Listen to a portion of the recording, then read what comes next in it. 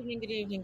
Thank you for joining us here on Childhood Rewind as we explore Are You Afraid of the Dark? Season 5. This week we have episodes 5 and 6,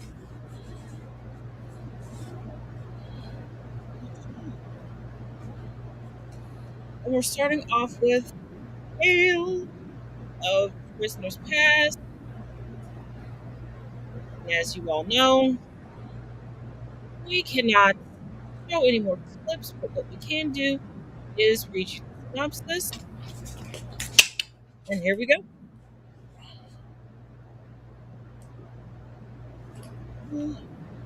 Tucker tells the story. The story first takes place in a prison cell house. A female guard is doing rounds, walking up and down. Then suddenly, the alarm goes off. The power goes off.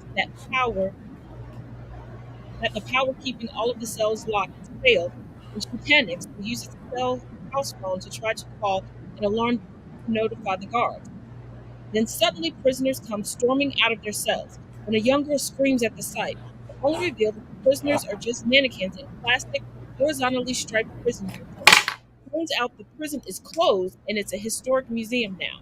Also, the guard is just a tour guide doing a reenactment of the famous 1920s prison riot. It looks so convincing that one girl actually screamed. Then the tour guide gives the class an intermission and tells them she'll next show them where the murders were kept. The focus of the story is on two very different boys: Jason, a short, smart loner who is a chess club captain, and Scott, who is tough, bad tempered, and sports playing jock. They never have very much to do with each other until Jason's mother and Scott's dad got married and they became stepbrothers. Jason has a hard time making decisions, constantly changing his mind by considering different details. When Scott stepped in and did something to get him to shut up and make things easier for the prison store clerk. Scott chooses a prison fan club t-shirt for Jason and pays for one himself. Jason demands his $5 back for the shirt he didn't really want, and they argue until Jason swipes Scott's $10 bill and runs to the basement. When Scott chases him to the basement and catches up to him, they realize they're in another cell house. Jason is startled when he notices a prisoner in classic striped uniform standing in the cell. The prisoner has receding long hair and beard and wears an eye patch over his left eye. Scott tells him that it's just a dummy. The creepy prisoner speaks and tells them that his name is One-Eyed Jack and he's no dummy. However, he made one big mistake in his life. He robbed a bank and he's done his time and more. They just seem to think that it's part of the tour. Then One-Eyed Jack asks them to open his cell. Scott, thinking it's part of the show, unlocks the door and opens the cell. One-Eyed Jack is rejoiced and declares he finally has his freedom and disappears. Scott and Jason are most impressed, thinking it was awesome. Suddenly, they turn around and see One-Eyed Jack, who wants them to both go into his cell, and insistently, he begs and pleads for them to do so. They both run off terrified. Jack glowing sends his arm glowing in night right through the door to grab them and then run off terrified. They then bump into their teacher, Mr. Clarence, who takes them to the bus back to their school just in time. That night in their room, they're trying to decide what to do about what happened that afternoon. Jason debates about whether or not they should call the police and inform the prison officials or keep quiet, because they might just think they're crazy. Jason is really getting on Scott's nerves now and tries to tell him that what they saw was just an impressive new hologram exhibit. Jason believes possibly he might be right and calms down, saying that is just dumb. Scott tells him it was dumb to take money from him. Then he threatens Jason never to do it again and takes it back. Then in the middle of the night, when they are both asleep, Jason wakes up to find their bedroom window open. Jason asks Scott about it, who just went off to get a drink of water. Suddenly, the striped black and white sleeve comes in through the window and grabs Jason. One-Eyed Jack followed them home. He grabs to Jason, and with an upset and devastated look on his face, he begs and pleads them to come back to his prison cell. The screaming wakes up their parents. When they show up, One-Eyed Jack is gone, and they don't believe them about seeing a ghost. They just think it was just a nightmare from visiting the old prison. The next afternoon, Jason and Scott spent time together visiting the library. They look through an old newspaper articles on a microfilm reader and finds the articles about One-Eyed Jack. They find out that on June 1st, 1942, One-Eyed Jack, who was serving time for robbing a federal bank, escaped. The prison officials were very confused about how he managed to avoid the prison's top security. Then they read the next article, which reads on August 29th, 1945. The prison closed down forever, and the prison's perfect escape-free record had only one mistake, which was Jack's escape, and he was never found and remained at large. Scott is shocked to find out One-Eyed Jack has a daughter named Elma Briggs, who, being emotionally upset, was denied access to the prison's records. Then suddenly they hear a noise. They see a striped shirt from a distance coming closer to them. They scream to him to go away and leave them alone, but they're not afraid. The person turns out to be just the librarian, dressed in a similar black and white striped two-piece outfit, and mad, she tells them they'd better be afraid of her or she will kick them out if they don't get inquired. Then they go over to Elma Briggs' house to speak with her about her father. Elma is very elderly now and walking with two canes indicating poor health. She is tense and stressed. She is very upset to see them when they ask her about her father, because for many years, her one-eyed father has been the object of ridicule. People would stop by her house wearing an eye patch making fun of her father. She is really upset now and tells them to leave and to never come back.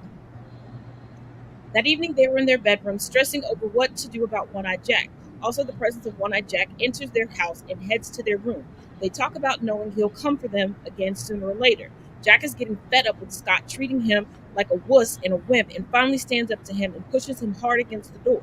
Scott is so mad he threatens to hit him so hard his mom will feel it.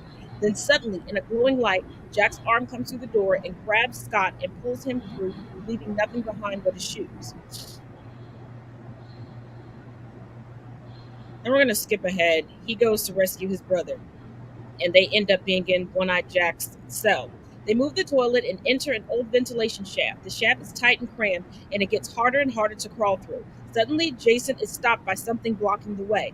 When they shine the flashlight on it, it's revealed to be a rotten skeleton. The combined weight of the two of them and the skeleton causes the shaft to break in half, and they fall through the floor.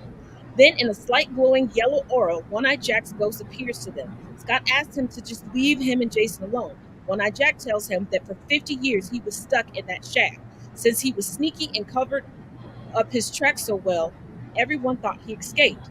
Jason looks at the skeleton more carefully and sees the eye patch and realizes it's One-Eyed Jack and he never escaped after all. He tells him that he climbed so far into the shaft that he got stuck. Then no one could hear him cry for help and nobody knew where he was until now. One-Eyed Jack apologizes for putting them through the whole ordeal because all he wanted was for someone to find his body. They accept his apology. Before they leave, One-Eyed Jack asks them to tell his daughter what happened to him. They claim she might not believe him. He asks them to take an item from his shirt pocket, which will convince her. The item is a worn out sepia tone picture of One-Eyed Jack and Elma as a little girl. The next morning, they met with Elma and give her the picture. She is more than grateful to finally know the truth and realizes that her father didn't leave town and abandon the family at all, after all, and always love her. Also, finally, Jack can have a proper funeral service and burial. Elma thanks them sincerely. Then they leave and consider going for lunch and going to the video arcade. Jason keeps changing his mind, which which thing they should do first. Scott gets annoyed, but keeps his cool and pays him back the $5 he owed him to shut up. Jason smiles, either because now he knows annoying Scott will get him what he wants, or because he finally earned Scott's respect, or both. Oh, goodness gracious. Girl, I'm mad that we can't show clips, but I'm tired of us getting banned for showing them. So I Oh guess yeah, it'll have to be what we do. Um, but again, so here's the thing I have with this story. And as lackluster as it is what it is. I'll say this. Tucker's stories are always constantly influenced by his relationship with Gary. Always. I don't think that'll ever not be a premise for one of his stories as long as we're doing this, because I think for the sixth season, when he takes over as leader for the Midnight Society in the sixth season, um, I don't think they become as brotherly centric as they were during the original season, but we'll see when we get there. Um, But I'm just like, sir, you're constantly doing this. Figure out another story dynamic here, please. I'm desperate for you to figure out another story dynamic. Because at this particular point, you're telling the same exact story over and over again. Yeah. I mean, it's a good thing to, to inspire people to, people's differences are there are things that people are good at, and there are things that other people are good at, and sometimes you're going to have to work together in order for those good things to, come together and make things great. But I'm just like, you're constantly setting that narrative.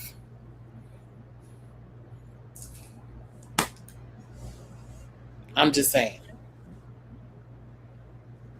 That's my notes on the thing. I didn't have too much to do. What about you? Um, my thing is this prison break took place in the 40s. The electricity shutting off is not going to make the cell doors open up. Um, the salesman should have asked for two separate, like, because dude just popped up and just took his money. And the one trope that gets on my nerves that is becoming blaringly obvious, that I guess I've just been overlooking for years in this series, is that bullies also always have to prove that they're fearless, but they're always the most fearful. Mm-hmm. Um, and Jack seems to look at his father as an older brother figure instead of a father figure, because he's trying too hard to impress his father by looking like an alpha male. And his father nor his stepmother are catching it to correct it and foster him out of toxic masculinity. Now, by the end of the episode, do I think that was a wake up call to like quell a little bit of making his whole personality trait the whole alpha male syndrome? Yeah, a little bit. Now, the one thing about Scott is like, I'm tired of people being bullied and then deciding to go save their bullies, because he would have just been gone. When mom and daddy would have woke up, like, where'd he get? I don't know. Put up some missing posters. Like, you're not going to torment me every day of my life, and then I'm about to risk it all to come save you. Especially since I've been trying to put together a plan to keep us both safe. But me trying to talk through the process is annoying you. Yep. And what's with all these step parents getting together and moving into a house that doesn't have enough space for everybody? Like, evidently, there was no learning curve. There was no getting to know you curve. They just threw them boys in the same room together, knowing they have none of the same interests.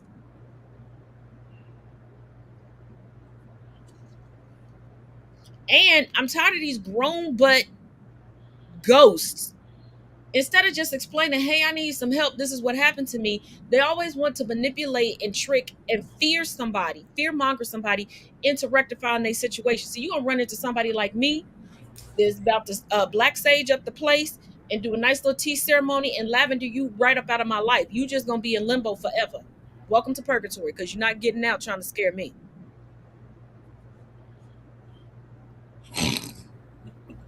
Because I'm serious. Like, if I was ever just stuck in the in between, I'm not about to scare the one person or collection of peoples that can help me get out of it. Like, stop taking consent away from people and using fear and terror to get them to do what you want, especially children. Mm-hmm. Now, I understand in the spiritual realm, they say that if you don't take the time to stay connected to your childlike sense, you're not going to be susceptible and open to hearing or seeing a lot of things. But y'all, if you want to recruit kids to help you, stop freaking them out.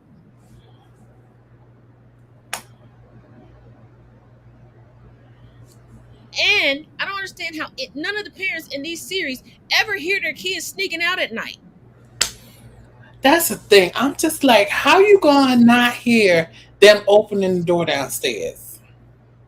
and having to lock it. Because back in the day, especially if you were in a house, you had a deadbolt and or a chain, things that make noise opening them. And 9 times out of 10, you had a storm door that also locked. And baby, unlocking a storm door could wake Oh up my the god. dead. And then opening up that bad boy, and you The never, as squeak. a child, had a key to the storm door.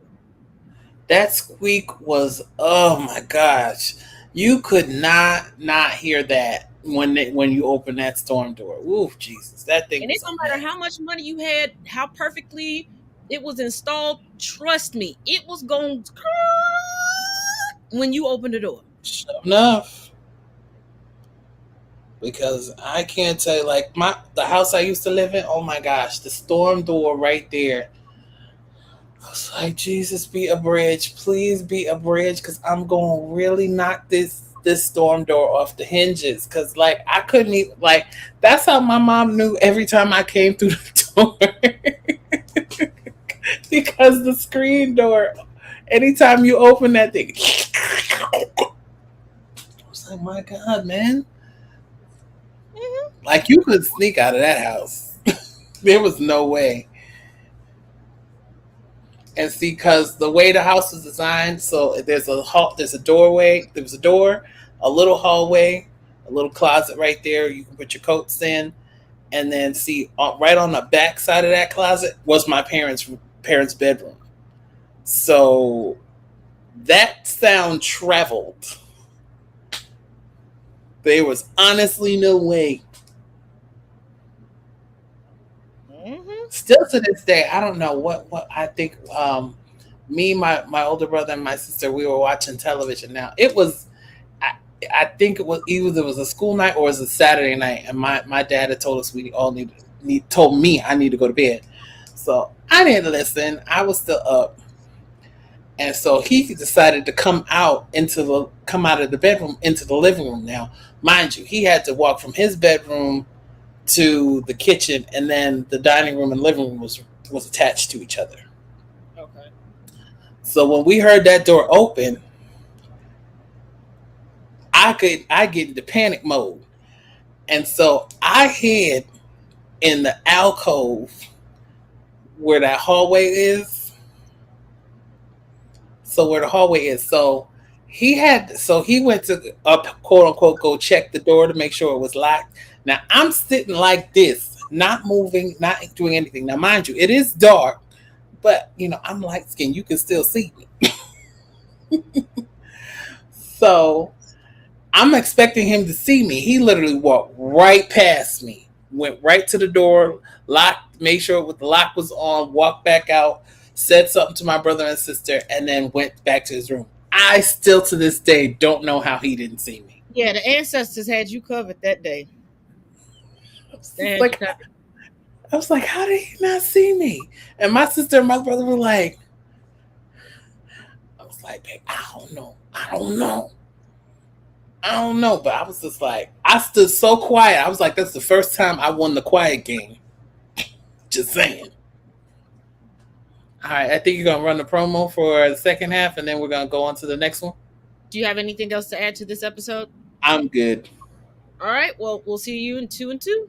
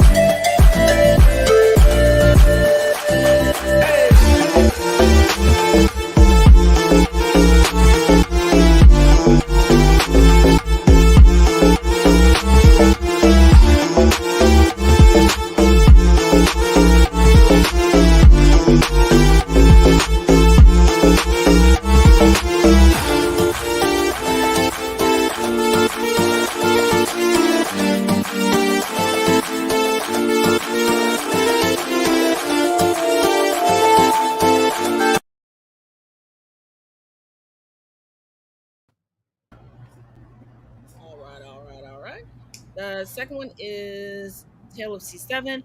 Um, Quick caveat. Whoops, wrong one. Um, I did have to change the parameters of how you can join the viewing party on Saturday because we are now getting mass reported over there. If you would like to join us, just shoot me an email or DM, email address, and other social media platforms that you can reach me. Link is in the bio, and I can send out the link that way because we just have to keep track of these things now. But episode 6 is, yeah, that's right. Yep. Tale of C7. So, Ooh, okay. the the intrigue. Sam tells a story. The story takes place in the country far away from civilization. Jason and Lisa were happy that their mom Ellen had quit her job to start her own business. Then they realized that she had bought an old lakeside inn, one that she planned to fix up with a contractor to run her own new business. Jason and Lisa weren't happy to be far away from their friends and civilization. Then their moms showed them the best part. According to her, it was living right by the beautiful river, along with a dock and a rowboat. Ellen insists that Lisa will not be able to go in the boat without a life jacket because she refused to take swimming lessons. Ellen tries to encourage them to be more positive. She then reminds them, she then reminds them it is their chance to run their own business and be their own bosses. The inside of the old inn is a little rundown. Ellen tasks Jason to help her open a closet, and the door is stuck. Jason pulls with all his might until the doorknob pulls off and he goes flying and falls on the floor, bumping into his mom. The glass chandelier from the ceiling comes crashing down. Ellen tells him to look out, and he just misses it landing on him, and they are all frightened. Then they realize the place is going to be even more expensive to fix than they thought. Later that night, when Jason is sleeping, the sound of a pleasant woman humming and singing can be heard. Jason wakes up wondering where the lovely music is coming from. Then he accidentally bumps into his mom and they both startle each other. Jason asks his mom, Ellen, if he can hear the music. So he leads her downstairs. They then find Lisa, who is standing still. She is entranced, staring away at something from outside the window.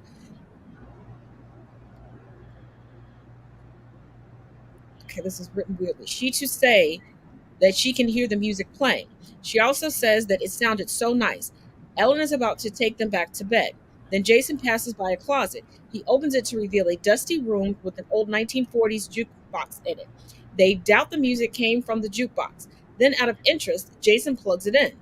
The three are amazed that it still works. Now they all now they have all taken an immediate interest. The way it works is that there are about 3 or 4 rows a single song, one single song, one track records. Each row is listed from A to D. Also, it has a list of about 7 songs each. To test it out, Jason puts on A2. Then the jukebox retrieves the old record and begins playing an old fashioned instrumental song. As the music is playing, an unknown presence is approaching the inn. Then suddenly, the electrical outlet overloads, then the entire room fills up with thick smoke. Now the presence has stopped approaching the inn. So let's skip ahead. A couple hours later, Jason has turned up the machine from inside. Now he is ready to test it again. So he decides to test it by playing the song for C7. However, when he passes the button, the record is jammed and it doesn't work. Then he tests it by picking B5. Then it plays an instrumental song and Jason is happy it works. Once again, an unseen presence slowly approaches the end. Then it slightly shorts out while playing. Then after he looks out the window. He now sees that a beautiful young woman is outside. The jukebox suddenly stops, and when he turns around again, she's vanished. He he wonders who the woman is and where she went. Then he slowly goes out to the dock and calls her and gets no answer. Then he turns around and bumps into his mom, and they startle each other again. Ellen and Lisa just came back home with groceries. Feeling a little annoyed, she tells Jason to stop startling her this way. Jason asks them if they saw the young woman. They are confused and say no because no one is here but them. Then later that night, Jason wakes up once again to hear the jukebox playing. He comes downstairs and finds the jukebox playing instrumental and vocal songs. Jason approaches the jukebox to see what made it go on by itself. Then suddenly he turns around and sees a beautiful young blonde woman who he saw earlier. He asks her who she is, but she does not answer. Instead, she slowly approaches the jukebox, ready to pick another song. Jason is scared, backing away, and he bumps into the jukebox.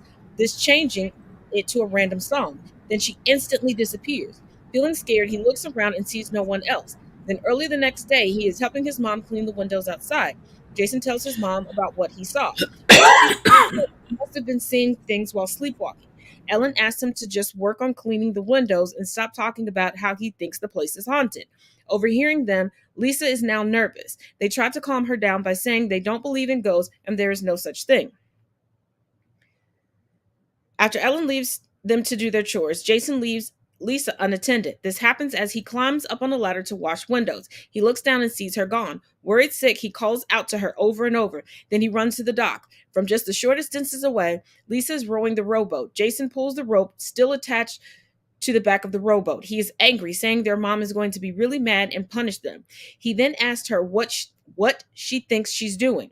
Lisa says that she was paddling out to help the young lady in a canoe who was calling for help.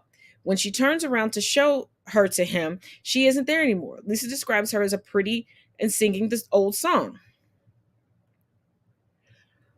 Ellen catches them in the act and gives them grief. Ellen tells Lisa she never wants her to go into the lake alone again. She tells Jason that she wants him to keep a closer eye on her when she isn't around. Lisa tries to explain to her that she was talking to a ghost, but Ellen doesn't believe her. Jason tries to back her up, telling her their mom that he has seen the ghost too, and he has not been sleepwalking or imagining it. Ellen finally tells him she got the property for the inn for such a low price because of a scary story in the inn.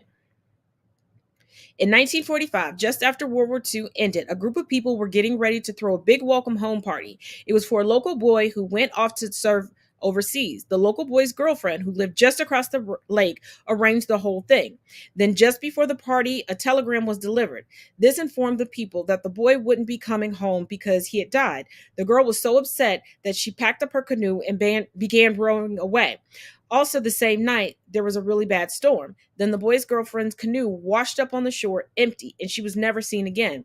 Hearing this, Jason says that she is the ghost that he and Lisa saw. Ellen refuses to believe the story or to let anything ruin her business opportunity. Then she leaves him to look after Lisa while she's out for the evening.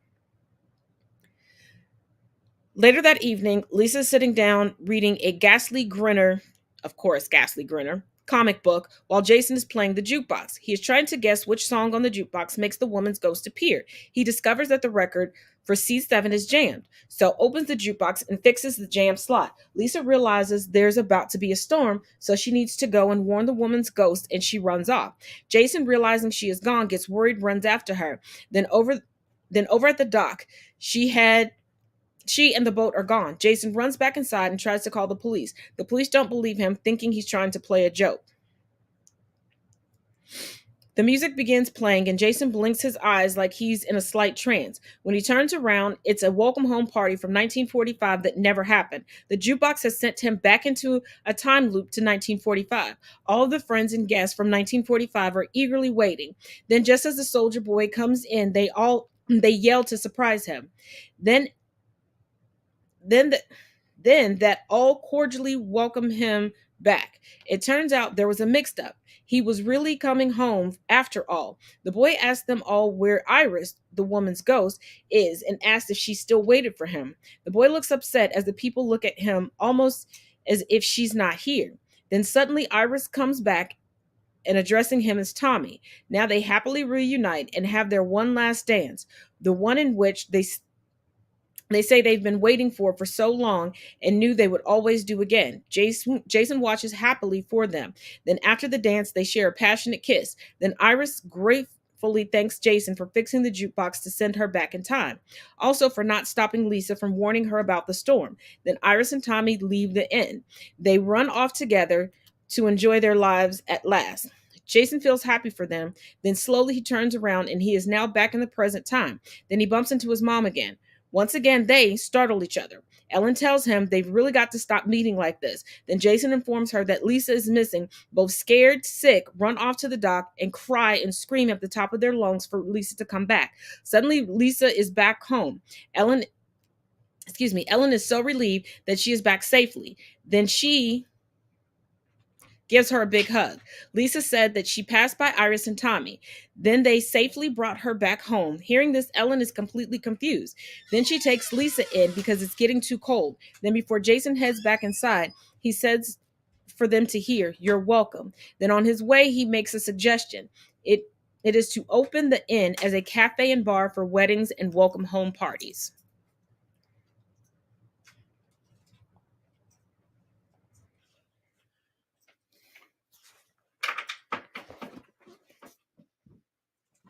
You're muted.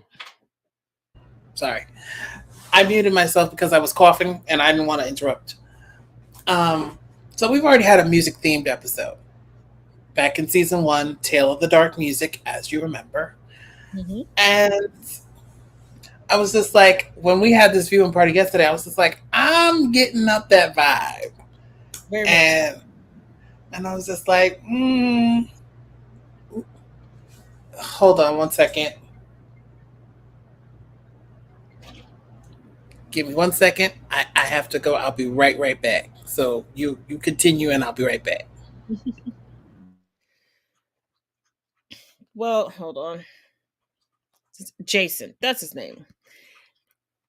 Once again, this single mother dynamic, the oldest son always seems to be stepping into the father role dynamic and given way too much responsibility than he should actually have. He's not co-parenting. But that's one of those things in entertainment that seems to heavily pull from real life, where art is truly imitating life.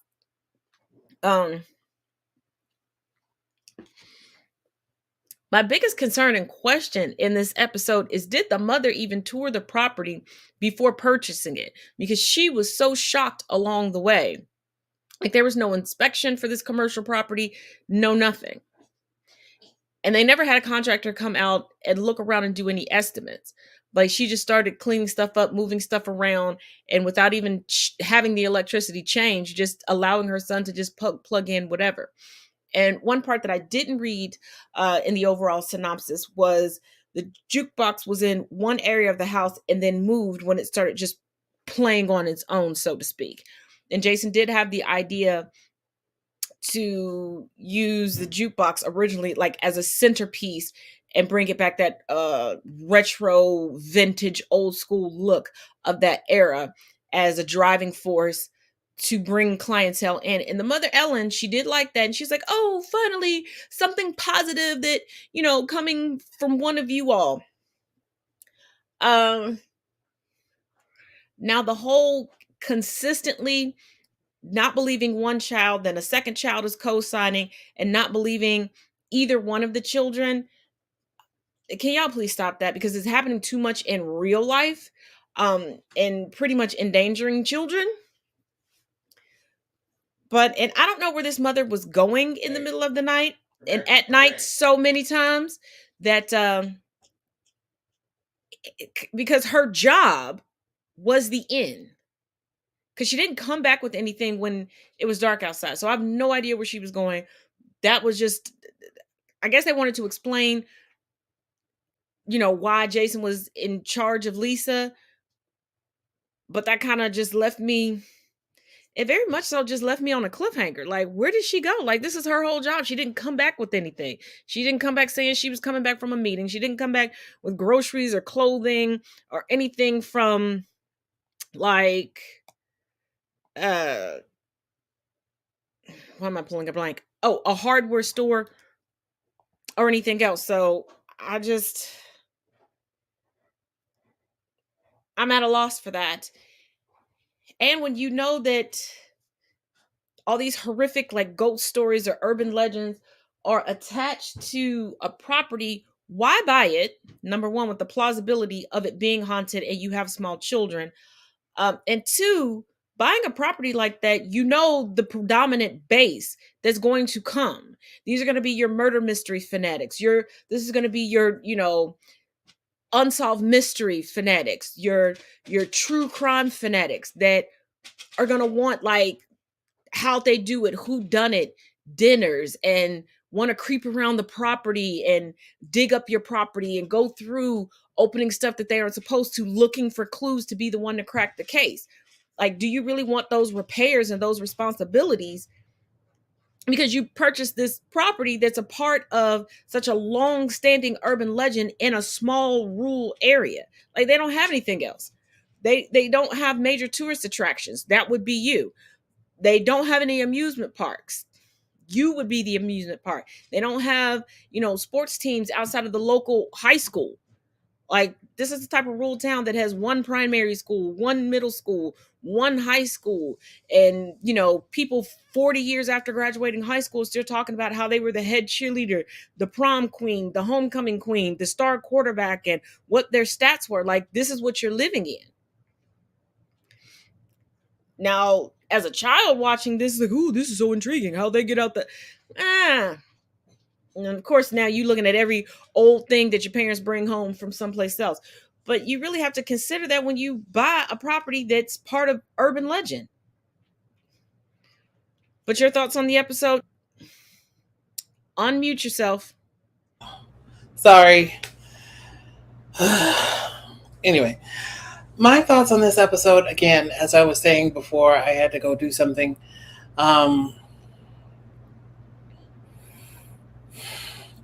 As Sam mentioned at the beginning of this episode, memories are important. They are. They help connect you. They help ground you for the most part. But the fact that these consistent memories keep, what's the word I'm looking for? They keep,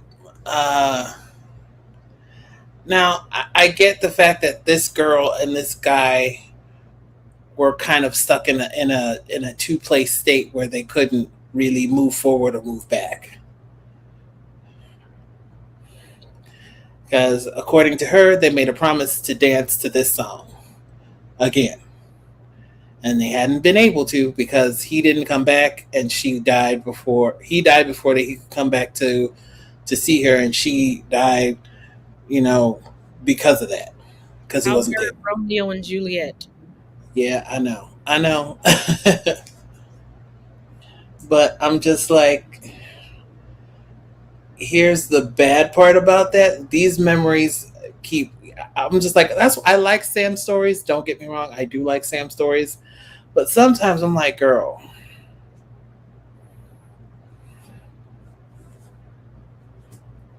reel it back in. Just reel it back in. Because sometimes, baby, this ain't your judge. She's always describing a tragic love story. But she's a tomboy out of the crew. And it's like, girl, just tell that boy you like him so y'all can go ahead and date. Because you and this whole Daria, I'm going to be depressed because our ships are never going to cross in the middle of the night. Girl, just go ahead and be the strong, independent woman that you are and go get your man. Because I'm just like, you had all opportunities. You had opportunities. It's not like you didn't. Very true. But she did get excited at the end of the episode. She's like, of course. And I was just like, I can't wait to go out with you on Saturday. He's like, well, what you talking about? We're talking about Willis. And I'm just like, you guys constantly want to be all up in each other's. I mean, first of all, I will applaud Tucker for actually thinking outside of the box to get them together. Because that was cool. Mm-hmm. I will give him that. For him to actually do something, because he was just like, dude, you're not, you like this girl and you refuse to do anything. So here you go. From me to you, happy birthday. Here you go.